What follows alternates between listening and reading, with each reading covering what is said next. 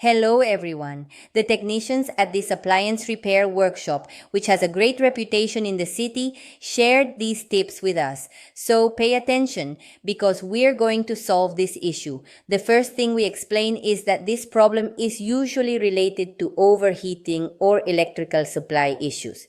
Some customers say, it starts fine, but after 10 minutes it shuts off and then I can turn it on again.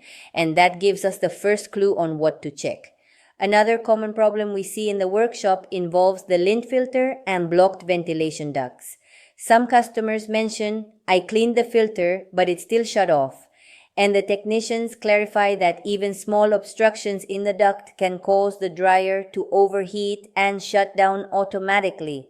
One technician comments, if the airflow is restricted, the machine goes into thermal protection and cuts the cycle to prevent damage. At the same time, we also check the high temperature thermostat and thermal fuse. Some customers tell us everything seemed normal, but it keeps shutting off on its own. And in the workshop, we explain that worn or damaged components can interrupt the power.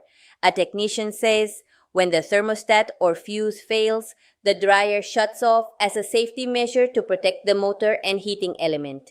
Additionally, sometimes the issue comes from the electronic control board or module. Some customers report the panel looked fine, but it shut off randomly, which usually indicates that the electronic board is losing communication with the sensors or ignition system.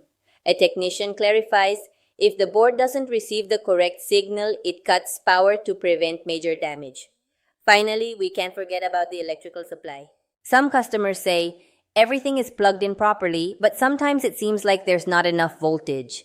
And a technician explains, an unstable power line or a loose outlet can make the dryer shut off suddenly, even if the appliance is functioning correctly.